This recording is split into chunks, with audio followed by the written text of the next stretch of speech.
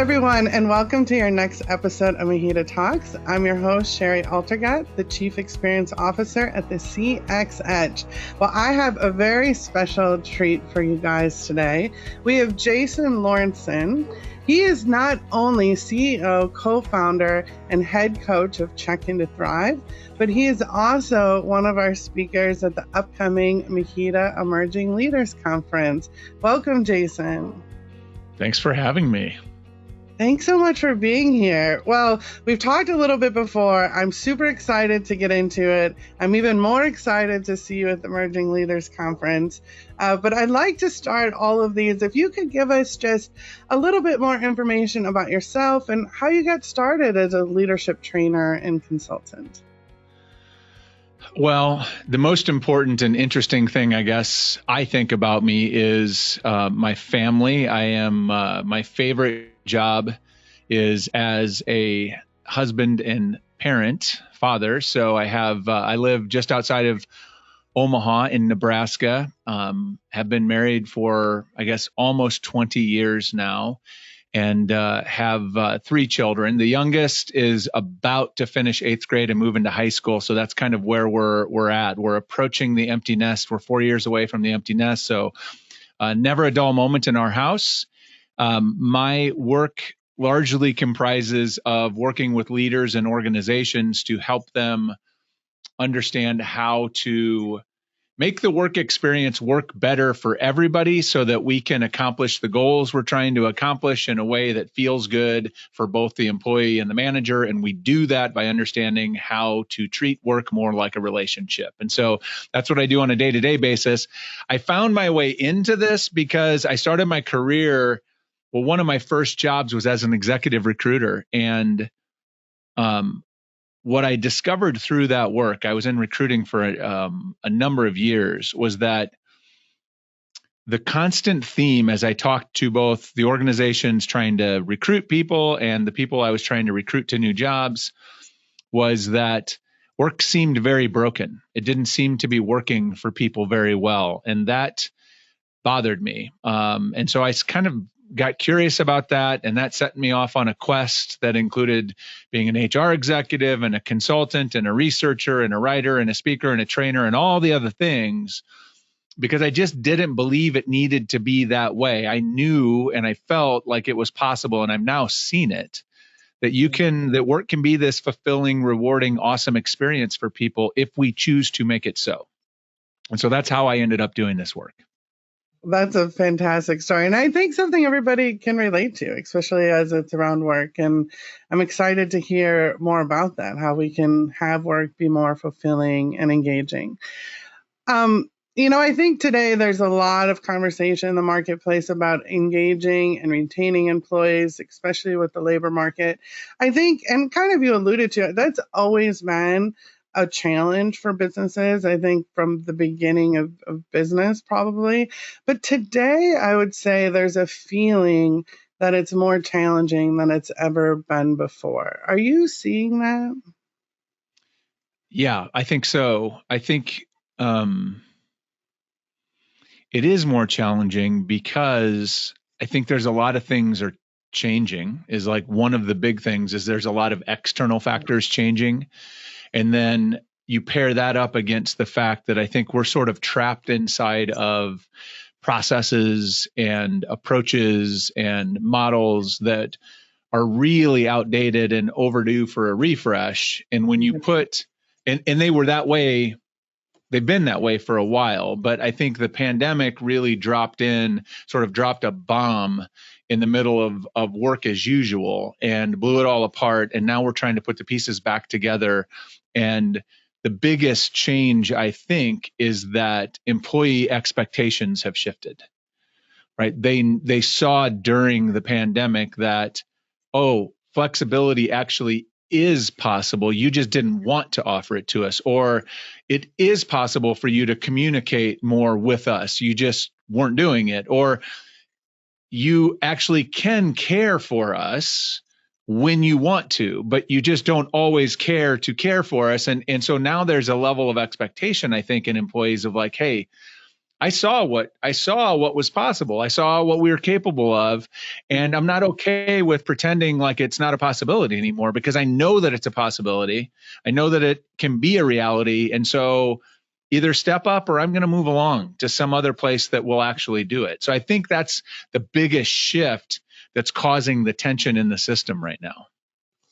Yeah, I agree. And it takes some deep programming, I think, because I kind of grew up in this industry under the boomer generation. And, it was, you had to be in your desk at 8 o'clock and you had to dress a certain way. And it was more about how long you worked than the quality of your work to some degree. And I think it's taken a little while for me personally, just to kind of deprogram myself from some of those rigid rules that I just kind of grew up under and thought that's the way that business had to be done, for sure. Well, and I have a lot of compassion for the boomer generation, because their context, right, when they came into the workforce, it was a very different world, right? There weren't as many jobs. The competition was, and maybe the number of jobs might have been there, but the competition for those jobs was fierce because there were so many of them. And so it wasn't, they didn't get to have a choice about a lot of this stuff, right? It was like, this is if you want this job and you want to be able to move up, here's the set of rules, play by them or not. And there's consequences on either side of that. And so that got ingrained. And then there was, and I think there's just that human resentment that then comes at like, well, if I had to do this, I had to put my time in, I had to work 12-hour days, I didn't have flexibility, nobody cared about me, why should I have to do it?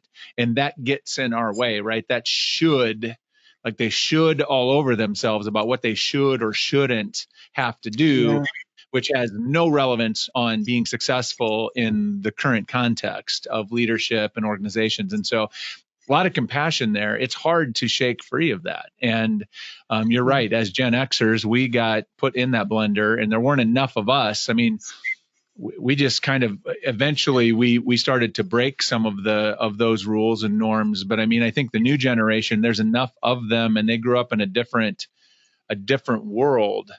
And they have the gall to actually just demand to be treated better, which I think is an incredible thing. It's an incredible force. It doesn't feel very good to the leaders, though. So that's what we have to rectify and help leaders figure out how to show up better in those moments. Yeah, I think that's a fantastic perspective. You had touched a little bit on communication. I want to shift over to that because I do a lot of employee surveys and I talk to a lot of HR executives. And the number one thing anybody ever tells me is on any survey, what comes back as the worst is communication. And then and I think that's been, and I've been doing this for a while, I've seen that for the last 20 years, communication is always kind of the problem point. But then there's never anything, okay, now communication's a problem. There's never anything that's kind of done to fix that. Because I don't think people a lot of times know how to fix that. It's just, well, people need to listen better. Or, we put out another newsletter. So what, from your perspective, are the most common kind of communication pitfalls in business? Well, that's a great question. And I'm with you. I've been working with employee surveys at a lot of different scales for 20 years. And I can honestly say I've never seen one where the employees were like, can you back off on the communication? Like, we got it. Like, you're killing it. Like, let's just take a break. It never happens. Communication is one of those things that I think, because our expectations as people around communication is very, very high, it's hard to, like, I want to know everything as an employee, and you can't tell me everything. And so inherently, you're going to fail against that expectation if you're not managing that expectation. And so I think where we fail is fundamentally I think traditionally we thought that communication was about pushing information out. Like, my job as a manager, as a leader, as an organization, as an executive team is to make sure we're pushing information at you that you need, right? About what's going on or about your job or whatever. And so we push information. So the underlying problem when we talk about communication is really that we never achieve the actual goal or the purpose of communication, which is to create clarity with our people about whatever it is we're trying to communicate about. And the challenge underlying that is that the measure of clarity, and Shari, I'm sure in your business, like if I'm trying to communicate with someone, when do we know that we've achieved clarity? How do we know? Like that's a legit, I'm asking you, like, how do we know we've achieved clarity when we're doing the work of communication with another human being? I think it's just a recognition that we're both on the same page. So a lot of times I'll repeat what they said just to make sure that I understood. And when we get off the call, I have a list of these are action items. This is what we talked about. And that seemed to work pretty good. But I have found it's me repeating back to them what they told me, because I have found sometimes I didn't fully understand what they meant or what they were saying. That's right. And that is the inconvenient truth about communication, is that to achieve clarity, which is the goal, remove uncertainty, achieve clarity, you cannot accomplish that without the participation of the individual on the other side. Right? When you've achieved it, the measure of clarity is when the intended message is received and understood as you intended it. And the only way you can do that is by being in a loop, a communication loop with the other person. And so that's why when I think about, we talk about, okay, well, why is communication failing? Well, it's because there's only one way, right? We're pushing it one way. There's no loop. We're not involving the person that we're trying to create clarity with in the process. And so no wonder. And so simple solutions to that, and it's not simple. There's nothing simple, but because you got to do the work. But right. I have said, probably 1,000 times in my career in talking with organizations or leaders or whatever, when they talk about how to improve communication, I'm always like, you don't need to do a survey. You don't need to measure anything. Like the first question is, are you requiring your managers and leaders to have regular, scheduled, structured one-on-one conversations with your people, with the people they supervise? And if the answer is no, then it's like, do that. Like that is singularly the most powerful and important way that you can improve communication and about 100 other things in employee engagement and performance. But start there. You start there, it starts to improve things right away. Now, granted, there's better one-on-ones than others, but that's the first place. The other piece of this is just recognizing that anytime you're communicating, the only way you can know if you're clear is by establishing a feedback loop. So, you ask or you communicate and then you ask for feedback. You ask them to sort of feedback to you what they heard or what questions they have or whatever to validate that what was intended has been received as intended. Then the loop is closed. You can move to the next thing. So that's my rant about communication today. I love that. I think there's so many great points in that. I have talked to employees after they received a corporate memo with a lot of corporate jargon in it and just started communication with, what did you get from that memo? What do you understand that's happening? And more often than not, the memo was filled with so many sentences of nothingness that they didn't really understand. And I think it's such a great point that sometimes we understand what we're saying and we send it out and we assume that everybody else has interpreted that the same way in which it was intended. And that's not very often the case. That was some great points. So I want to move to one of the second things I hear the most. Communication I hear the most. One of the second most frequent things I hear the most is about accountability.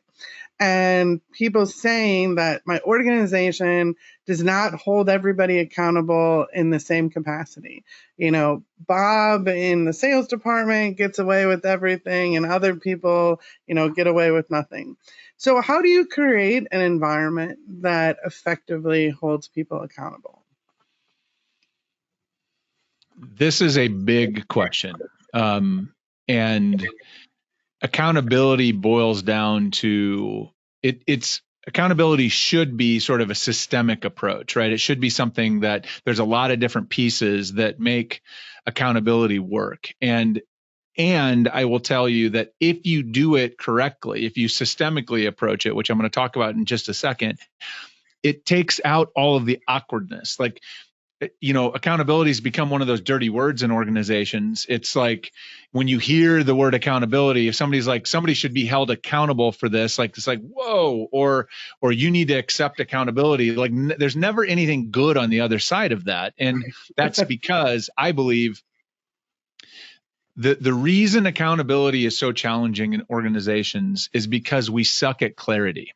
Back to the clarity point we made around communication. The other place that we fail around clarity is helping people get crystal clear about what is expected of them.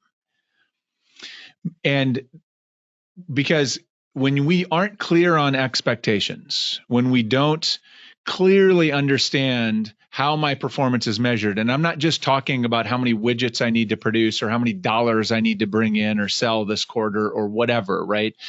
I'm talking about not only that, but also how am I expected to conduct myself in my work? How are we going to do this? So it's behaviorally and it's outcomes. It's both, all of that.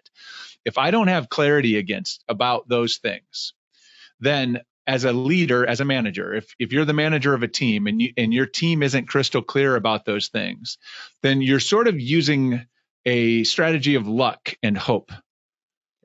And so what happens is then you get some people that intuitively, they either ask questions or they intuitively sort of behave in a way that works.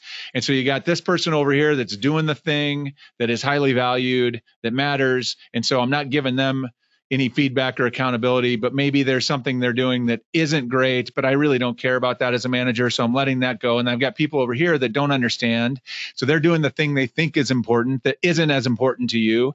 And here you've got, and so then it's like, well, we need to hold each other accountable, where you got people looking at each other thinking the other person is the one that's not performing correctly because nobody's clear about what really matters or how we're supposed to do this.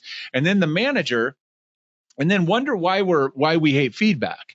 So now I'm going to sit you down and give you feedback on some behavior that you are exhibiting against an expectation that I have of you, but I never communicated to you. Well, like, no kidding, that's going to suck. It's going to suck for the employee. It's going to suck for the manager, of course. And so everything starts with our ability to get crystal clear about expectations. How do we set clear expectations? Because when you have clear expectations, then feedback becomes a whole lot easier because we've already said, this is what's expected. Better or worse, or right on the money. Like, it's a pretty simple comparison when we're clear. When it's not clear is when the ambiguity and all the uncertainty and all the messiness and awkwardness and defensiveness and all the other things comes in. It undermines trust. And so I think that's really the key is, first step, get clear on expectations. Second step then is to make sure people have an understanding on how they're performing against those expectations so they are enabled to make adjustments on their own. I just have found that most people I have worked with over the course of my career, whether directly as a leader, manager, or through the organizations I've supported, the leaders I've coached, when people know what's expected of them and they know how they're doing, as long as they have the ability and the capability to do it, they will do it. They want to succeed. And so if they're not succeeding, it's because you are failing them. And so I always love that we're worried about the accountability on employees, where what we really need to be focused on is the accountability on leaders. That's where it's failing. We're not creating clarity, and that's creating all the other problems. That's fantastic. So what you're saying is it all comes down to communication. Communication and clarity, all of it. Yep. I cannot agree more.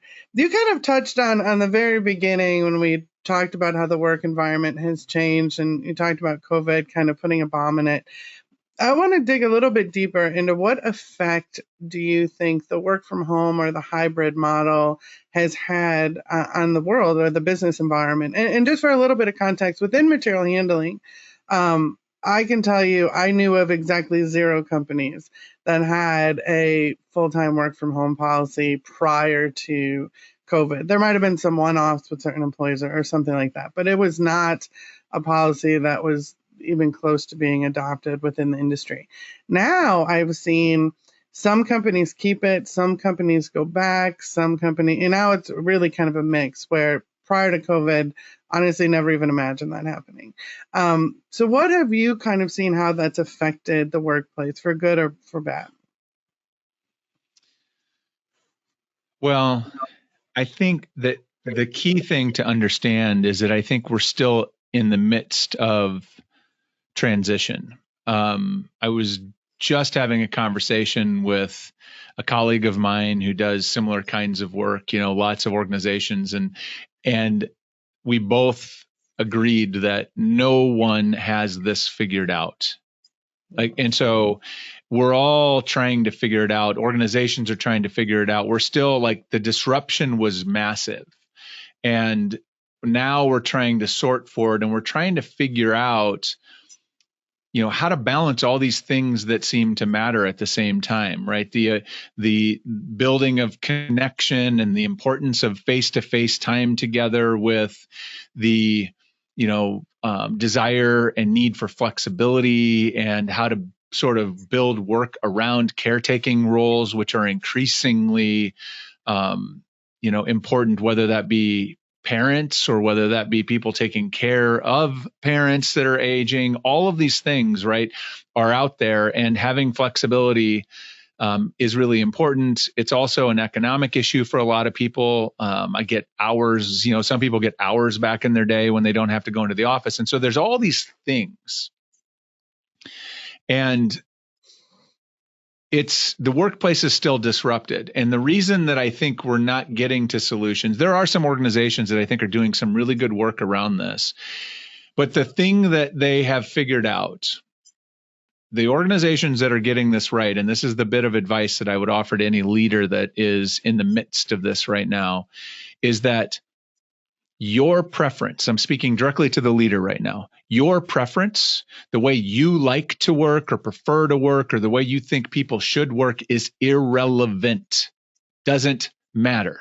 What you should be asking is, how can we create a work experience and a work environment and workplace policies that serve the work, that help the employees accomplish the best work product for us to meet and exceed our goals organizationally? And I guarantee you're going to come to some different conclusions, and those conclusions might not be the preference that you have. It might not fit with what you think is the right way because of the way you worked for 20 years. Today is different. Work is different. We have tools that have completely reshaped our ability to do work in lots of different places and in lots of different ways.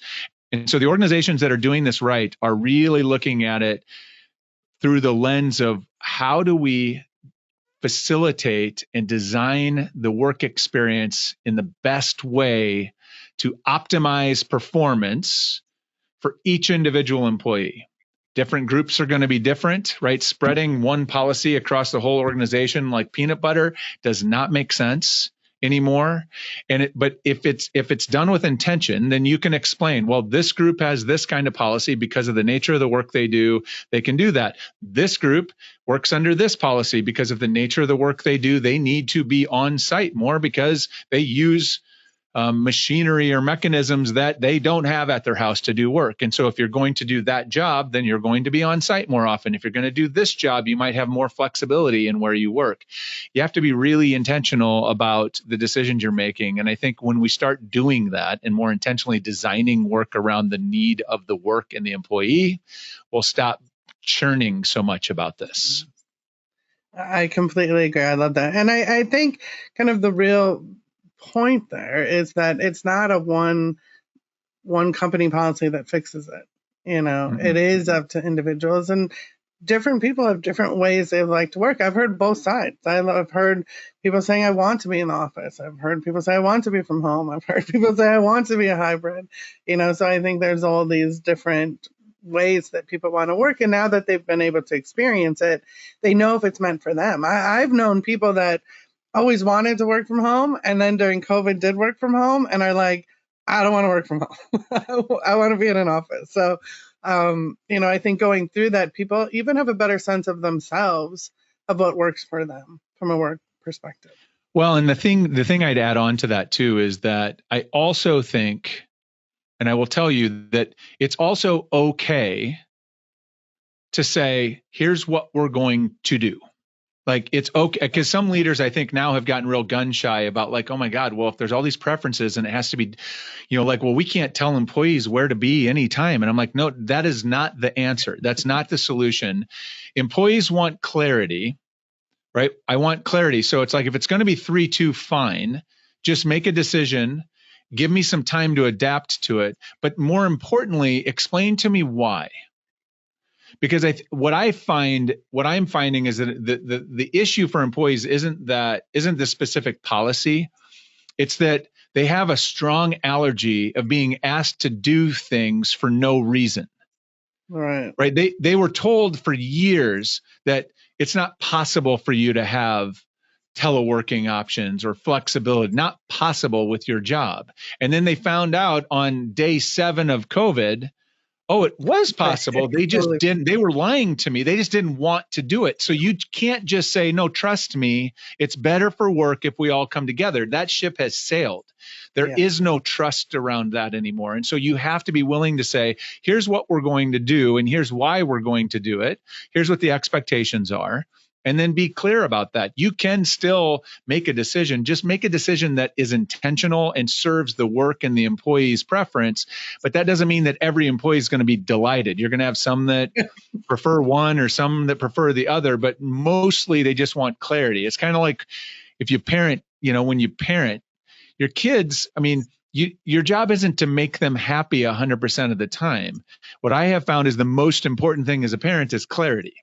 When they know what to expect, they know where the boundaries are, they know what the rules are, then they figure out how to navigate and fit their behavior and their decisions and whatever within that. And I think all human beings are the same way. Adults are the same way. Employees are the same way. So I think this goes back again to our inability to create clarity and our inability to articulate an intention behind our decisions.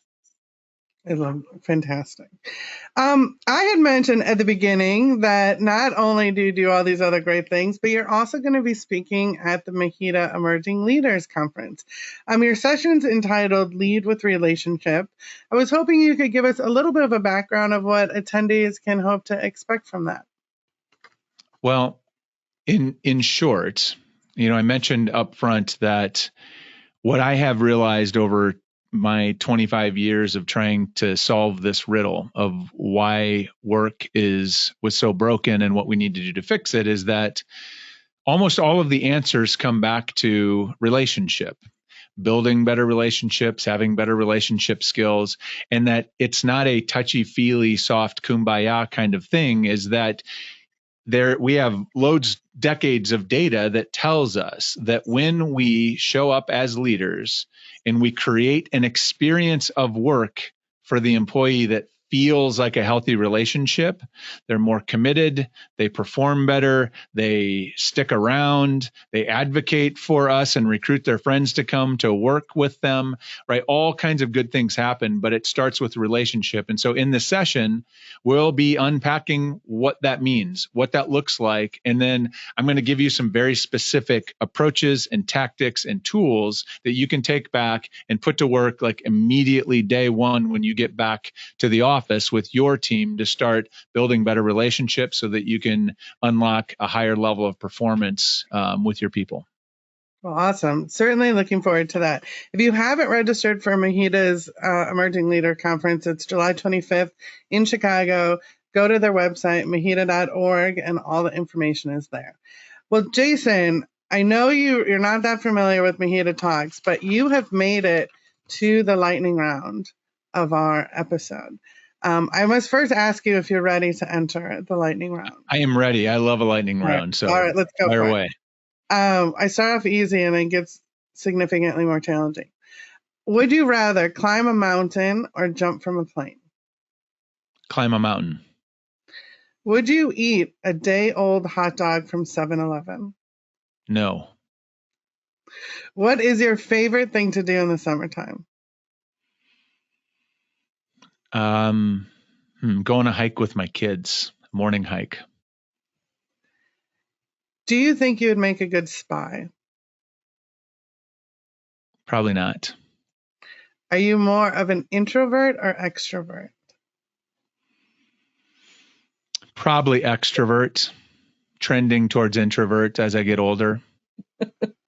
I get that. What was your last Google search? Wow. I think it was I was Googling Elizabeth Moss because I've been watching The Veil and I couldn't remember if she was actually English or not because I was very convinced by the accent.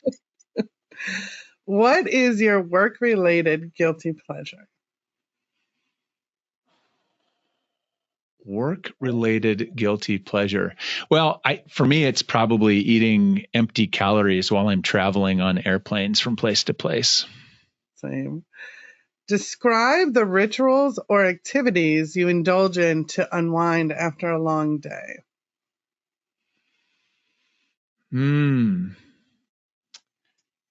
It depends on the day. I like playing. I have a couple mobile games I like to play that sort of help me. I don't know. They tickle my brain, but they also help me unwind. And then I'm a TV guy. I love a good Netflix or whatever series, and so I kind of need that every night to kind of shut off my brain.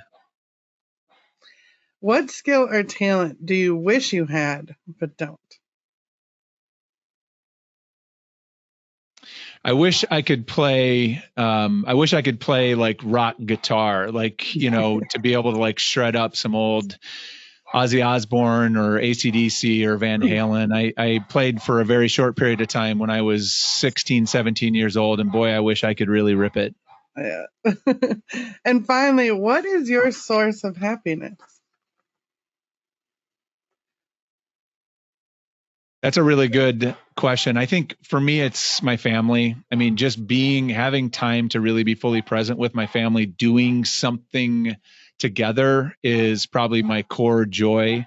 But I also think for me, it's really just taking care of myself to make sure that I am whole and well so that I can show up in whatever part of my life more fully and wholly. I think those two things are probably the key for me. Well, Jason, you successfully made it through the lightning round, so thank you for that. Nicely done. I could talk to you all day. This has been a pleasure, and thank you for sharing information with us. I'm sure people are looking forward to seeing you at the Emerging Leaders Conference. Do you have any last words you would like to leave our listeners with? No, just that remember that the people we lead are humans and everybody around you is doing the best they can on any given day. And so extend them some grace, extend them some compassion, and honor the fact that they're likely doing their best and they just need something or some support for you. And get your ticket bought because I'd love to meet you in Chicago. Yeah. Well, thank you again. This has been MHEDA Talks. I'm your host, Shari Altergott. We'll see you next time.